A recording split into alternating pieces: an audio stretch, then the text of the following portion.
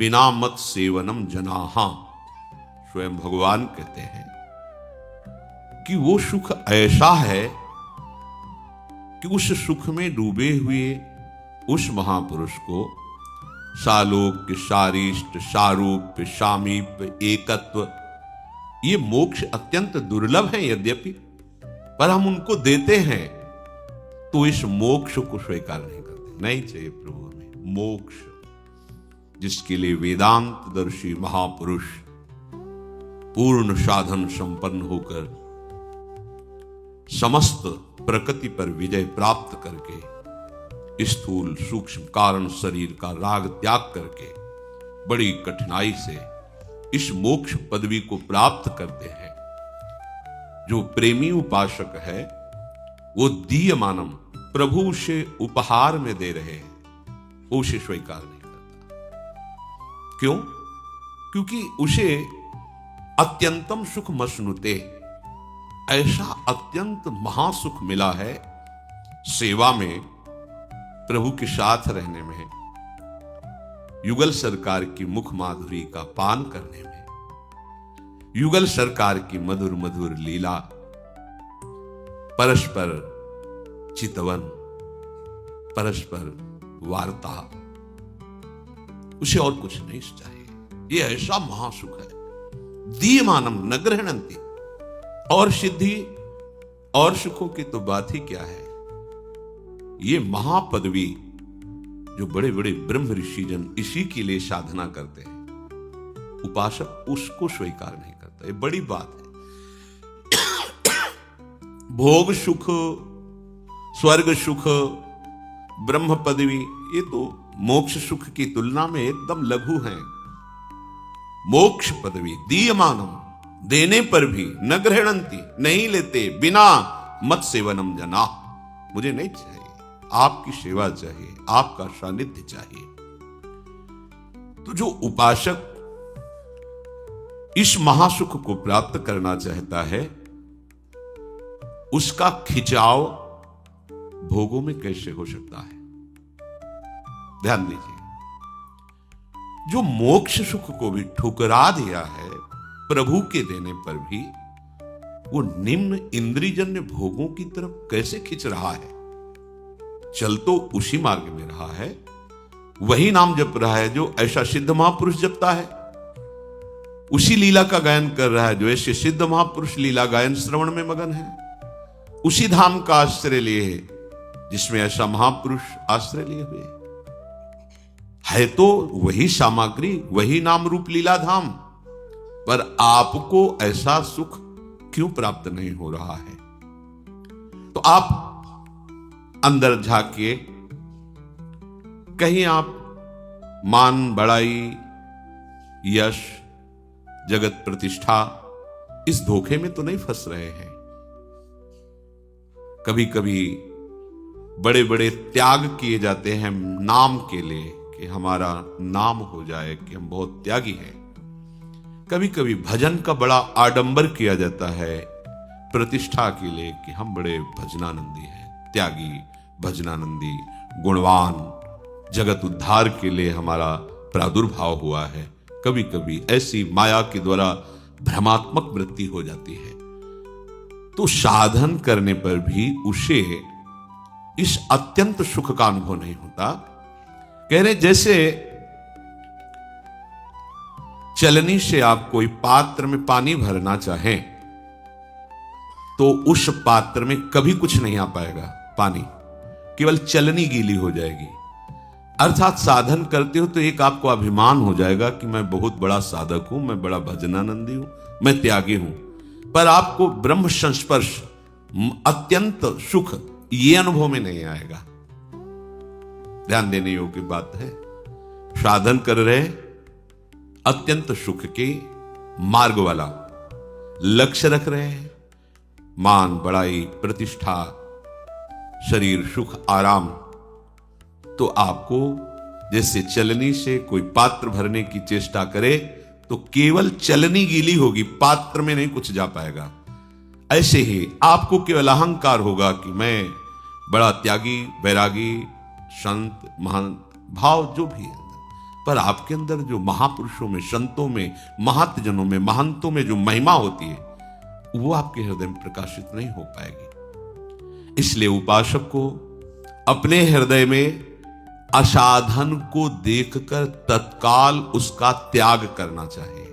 ये असाधन है, इंद्रियजन्य भोगों की वृत्ति, शरीर के सुख आराम की भावना, मान प्रतिष्ठा बड़ाई। शास्त्र में वर्णन आया है कि उसे आत्महत्या जैसा पाप लगता है जो अपनी बड़ाई अपने मुख से करता है। मैंने मैं उसे आत्महत्या जैसा पाप लगता है। और जो बड़े श्रेष्ठ जनों के सामने उनको हल्के शब्दों से भाषण करे, तुम प्रयोग करके, तू प्रयोग करके, अवहेलनात्मक, तो उनकी हत्या जनित उसे पाप लगता है। एक प्रसंग में महाभारत में आया है कि अर्जुन जी का था, जो मेरे और मेरे गांडीव को धिक्कार कर देगा उसकी गर्दन तत्काल उतार देंगे हम, कोई भी हो। भगवान व्यास देव जी ने रचा है, हमने स्वाध्याय किया है बहुत पहले। तो जब महाराज युधिष्ठिर बार बार अर्जुन से यह आकांक्षा रखते थे कि जिस वीर के सामने खड़े होंगे अर्जुन उसको परास्त ही कर देंगे। कर्ण मारा गया? नहीं, आज नहीं मारा गया। वो बहुत दुखी हुआ क्योंकि कर्ण महावीर था। युधिष्ठिर जी जानते थे इसका ज्यादा टिकना हमारे लिए हानिकारक होगा। फिर पूछा, अब कर्ण मारा गया? नहीं, तो धिक्कार तुम्हारे गांडीव को, तुम गांडीवधारी कहलाने के लायक नहीं हो। तुरंत उन्होंने तलवार खींची। भगवान श्री कृष्ण सावधान बोले, मेरी प्रतिज्ञा है, मेरे गांडीव को कोई और मुझे ऐसा, मैं उसे जीवित नहीं रख सकता। कोई है? बोलो कोई। प्रतिज्ञा प्रभु है। उनका तुम्हारी प्रतिज्ञा भी रहेगी और युधिष्ठिर जीवित भी रहेंगे। ये तुमसे श्रेष्ठ है, इनको तुम कह के संबोधन करो और इनकी निंदास्पद इनको बात करो, तो इनकी हत्या का तुम्हें जो प्रण है वो पूरा हो जाए। तो उनका, तू अपने को धर्मराज समझता है?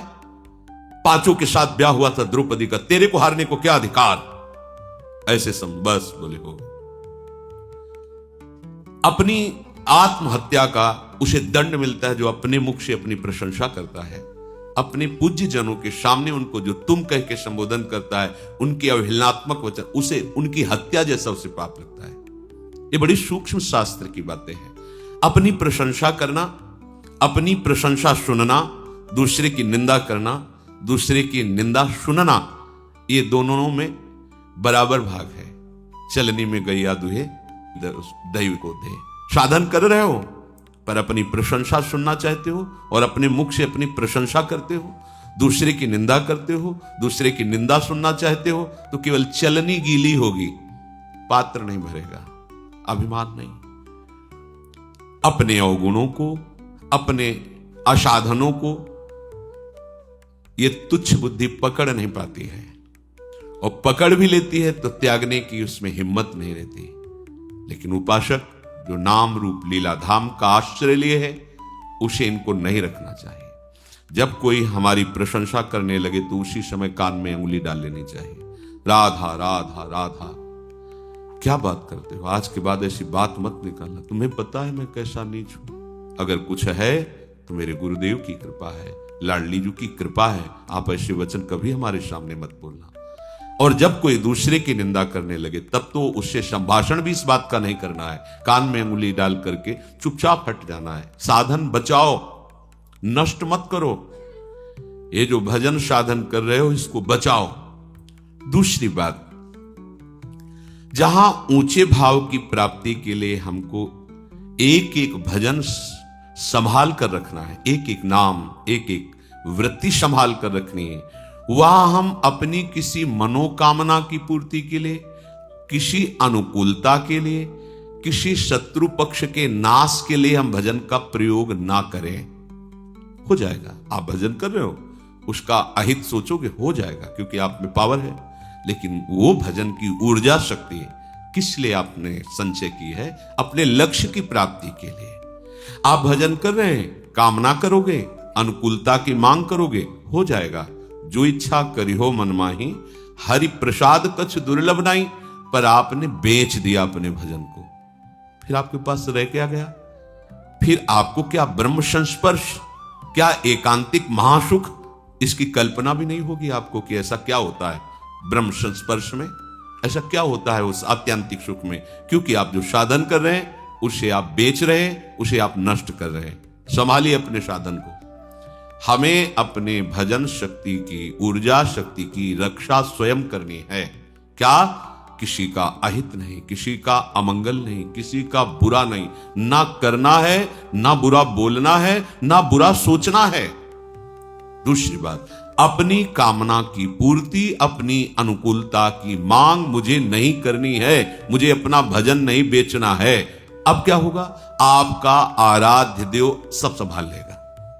आपको कुछ करने की, आप कामना करेंगे तो आप अपने भजन के ठेकेदार बन गए, और आप प्रभु के आश्रित हैं तो उन्होंने आपके भजन को सुरक्षित भागवतिक बैंक में जमा कर दिया। अब व्यवस्था सरकारी आपकी होगी। समझिए, सरकारी व्यवस्था है उसमें। जब तक आप ठीक से भगवद आश्रय नहीं लेते तो इस संसार को तुम ऐसा समझो जैसे वो मॉल कहते हैं, मॉल जिसमें वो टोकरी में सामान रखा जाता है, क्या कहते हैं? मॉल है। हाँ, वो ऐसी दुकान जहां जो मनावे से उठा के अपनी टोकरी में डाल लो। फ्री नहीं है, वहां तुम्हें कोई नहीं बोलेगा महंगी से महंगी डाल लो, हिसाब वहां पर होगा। और हिसाब नहीं तो सामान छीन ली जाएगी, धक्का मार के बाहर कर दिया जाएगा। ये संसार में ऐसा मत समझना कि हर चीज फ्री है, हिसाब देना होगा सबका। हाँ, अगर सरकारी पास हो गया है फिर कोई बात नहीं। सरकारी पास मन वचन कर्म से प्रभु के अधीन होकर सारी चेष्टाएं अपने प्रभु के लिए करता है। अब उसका भरण पोषण सरकारी हिसाब से होगा, वो भागवती के हिसाब। उसको ये नहीं कि उसको उसका भजन कटेगा, नहीं, वो सरकारी हिसाब है। अब वो भागवती के हिसाब से चलता है।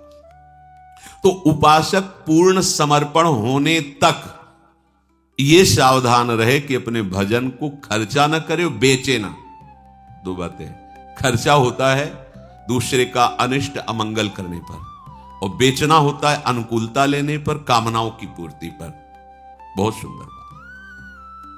अगर आपको भजन साधन करने पर आनंद की अनुभूति नहीं हो रही तो आप अपने भजन को खर्चा कर रहे हैं, बेच रहे हैं। बंद करो ये खर्चा करना और बेचना। आप भजन कर रहे हैं, अंदर ही अंदर सोच रहे हैं ऐसा ऐसा, वो आपका भजन जा रहा है।